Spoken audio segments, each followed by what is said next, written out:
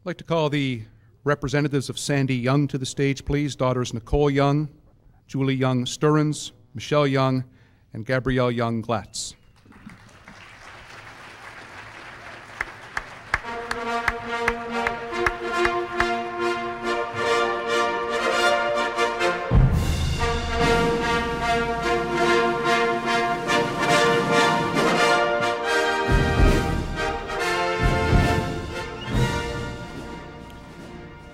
Sandy Young.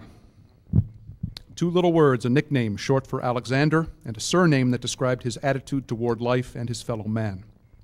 A name that has meant so much to so many. To all of us, Sandy Young means friend. He was a friend of sport, and the main reason we are here tonight to honor those who have given to us the thrills and opportunities that sport can provide. Sandy Young grew up in Philadelphia, was educated there and in Maryland, and taught in Pennsylvania and New York. He had a hunger for sport, only as a participant in his early days, but during his years of university education, that hunger grew to envelop teaching of sport and a study of its history. And through that study of history is how we in Nova Scotia got to know Sandy Young.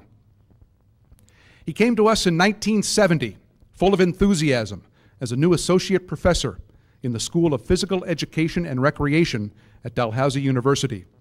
That enthusiasm spread quickly to his students. It has been said that Sandy Young would ask for as few as 5 pages for a term paper. He expected his students to enact sports history, not write about it. His good friend and colleague Leslie Barnes tells the story of Sandy being led blindfolded to the Dal sports field where students were ready to display their essay. When his eyes were uncovered, he observed 2 students in full medieval regalia on horseback reenacting an 11th century joust. And of course, as Sandy's great friend Don Morrow from the University of Western Ontario relates in this year's Hall of Fame magazine, there was the day Sandy's students staged a cockfight with live fighting cocks, which is illegal, and Sandy was summoned to court to testify. Loyalty was certainly part of Sandy's nature. Let's hear what Larry Maloney, former director of the School of Physical Education, where Sandy taught for 30 years, has to say. The main lingering memory I have about Sandy is how he felt about Dalhousie and how he felt it was a privilege to have a position at Dalhousie. And in enjoying that privilege of working at a university, he always gave more than he received. He was extremely loyal. He was loyal to his students. He never missed a class unnecessarily. And whenever there was a problem or something needed work on, if you asked Sandy, it wouldn't matter how busy he was. He came to your assistance and the school's assistance and the university's assistance. He was just a loyal faculty member, and we should have more of them. There were many facets of Sandy Young: fisherman, basketball player, raconteur, and of course a researcher into all things sport in this province. It was Sandy who asked some kids at the George Dixon Centre in North End, Halifax, if they knew the background of the naming of the centre, if they knew who George Dixon was. He's not a who, he's a what, they said, knowing nothing of the great Halifax boxer. Sandy told the story time and again at Sport Hall of Fame induction nights to impress on hundreds of Nova Scotians how little we knew and how much we had to learn. He was aghast when Associated Press reporters called local media folk after Halifax's Nancy Garapick, at age 13, broke a world record in backstroke in a meet in Cleveland, and our folk had never heard of her. We had a lot to learn before Sandy, and he made sure we learned. He authored a 2-volume book called Beyond Heroes about sports figures in the province he adopted as his own. He spoke everywhere and anywhere and anytime to spread the word about our rich sport heritage. We were 20 years together in Sports Hall of Fame induction nights, and we had a wonderful team. We worked so well together. But beyond that, we traveled across the province together, and we helped out where we could at the regional halls of fame in places like Pictou County when they opened theirs in Trenton, and the Annapolis Valley Sports Hall of Fame, the Truro Sports Hall of Fame. It's so nice that he himself is now being honored, as he should be, with the membership in the hall. Sandy was an avid fisherman, testing the waters of rivers all across the region to challenge salmon unaware of his prowess. He won more than he lost and had a great time doing it, smoking his stogies, sipping a brew, and basking in the glory of the outdoors. He was a basketball player, better than many thought, not as good as he thought. He was the godfather of noon-hour basketball at Dalhousie. His wonderful friend, Herb Gamberg, who with his wife Ruth cared for Sandy through the last 2 years of his life, tells of his passion for basketball and one of his favorite parts of noon-hour ball. Sandy was unquestionably one of the great trash talkers of all time. Now, trash talking can be highly degrading and humiliating to the people you're trashing, or it can be done in all good fun. And it's usually degrading and humiliating if vulnerable people, if people of less talent are denigrated or joked about. Sandy was incapable of such a thing. If he trash talked to people who deserved it.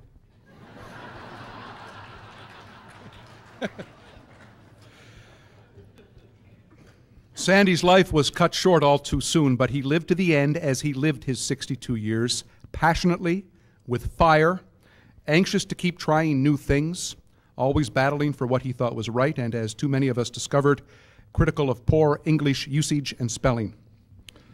Let's bring back Herb Gamberg to tell of the undying spirit of the man as he battled to the end. He knew when he moved into my house 2 years before his death that he had a pretty hopeless case. The survival rate in Sandy's type of cancer was literally nil. There were no survivors. And yet within those 2 years, Sandy never stopped doing as much as he could of the things he loved to do. If he could fish, he'd fish. If he could golf, he'd golf. If he could play basketball, he played basketball. And this went on right to the very end. And he knew almost all along that it was a hopeless case. So I think he did show enormous courage in his battle at the end. Yeah. Ladies and gentlemen, that tells it all about Sandy Young, a builder of sport in this province, a man without whom we may have never have heard of the richness of our Nova Scotia sporting life. We might still think of George Dixon as a what and not a who. So please help me welcome Sandy Young into the halls of the Nova Scotia Sport Hall of Fame.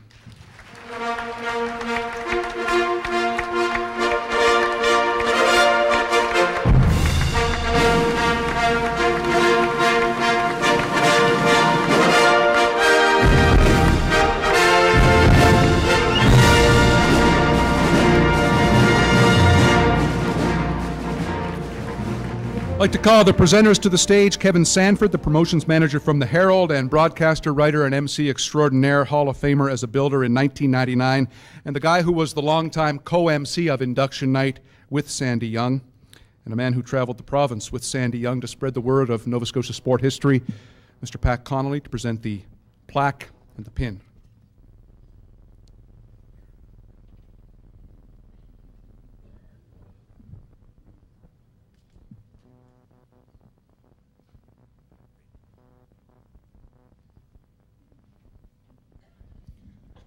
Pat, I think it would be appropriate tonight, given that you, for 20 years, worked with Sandy up on this stage inducting. Why don't you do the Q&A? On this stage? Yeah, if I could just take a moment, Bruce. I just want to add a couple of personal notes, because this is a very special and very touching moment for me, because for the first 20 years, Sandy and I, as you already heard, shared these induction nights as friends and partners, and he was a man I held with great respect and affection.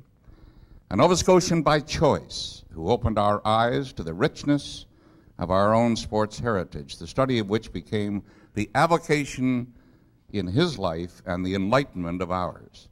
Sandy was our sports conscience and our guide, and a giant in the evolution of this great institution. We will all be forever in his debt.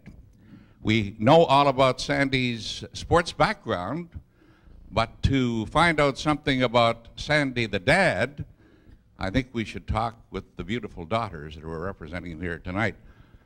You know, yours was a mutual love affair, because he adored and was adored. And first of all, what about Dad? what are some of the memories that come to mind tonight Well, as a dad? As a dad? Well, I would say one of the things that I remember most vividly about him is that we always joked that you couldn't walk around anywhere in Halifax or the areas surrounding Halifax with him without 8,000 people screaming, "Hey, Sandy, hey, Doc, Dr. Young!" You know, you couldn't go anywhere. You had to share him with the public. Of course, and I actually had a spring break trip once to the Bahamas when I was playing volleyball in Western Michigan, and I was on a beach in the Bahamas, wading out into the water. And I started talking to some people, and, "Oh, what do you do?" "I play volleyball." "Where are you from?" "Well, I'm at Michigan in school." And, "Well, we're from Canada." I said, "Well, where in Canada?" "Oh, Nova Scotia." I said, "I'm from Nova Scotia." And they said, of course, they thought I was lying. I said, "You said you were from Michigan." I said, "No, I'm from Nova Scotia. I'm a Nova Scotian." And I was very adamant about it, and they asked my name. And no, I said, "I'm from Halifax, and I play volleyball." And then he said, "What's your name?" I said, "Julie Young." And he said, "Is your dad Sandy Young?" I said, "You're the volleyball player, I know you." He said, so you couldn't go anywhere without meeting someone. That was the way it was for the daughter of a very famous dad. A very famous daughter, too. What about you girls? I'm not famous. No. But yes, you are. You're a famous person. I'm going to make you a famous person right now because you have some fond memories of Dad. Well, I don't know what to say. One of the things that I did realize when Dad passed away a couple of years ago, and we were here at the time, there was such a I knew he was a public figure. I went to Dalhousie. I heard him speak at these induction ceremonies, and I heard him speak at the Dalhousie sports banquet every year when I was playing volleyball at Dow. And it's true, everyone knew him, but I didn't realize how much of a public figure he was until a couple of years ago when he passed away. There was just so much emotion, and a few articles in the paper about him, and it was very touching. And I think that we were all very proud of what he did. All that stuff that he wouldn't be comfortable with. I think he was very comfortable. Okay. Yay me, that's what he'd be saying. Well, I'm the one of us who was actually born in Nova Scotia, so yeah.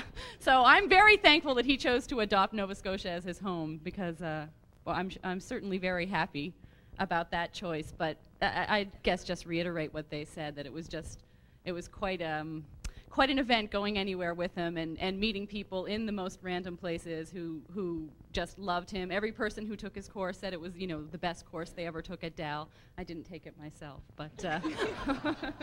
All right, a final word. Final thoughts. I just remember when I was trying to decide what to do with my life, and I told him that I thought I wanted to be an historian, and he said, "No, you don't. This isn't what you want to do."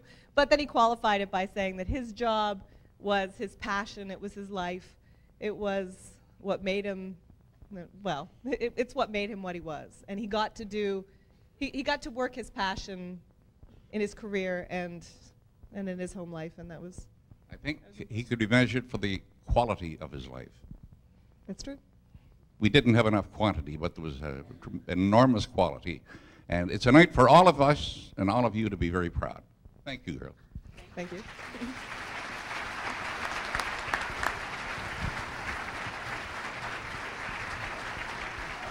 you, man.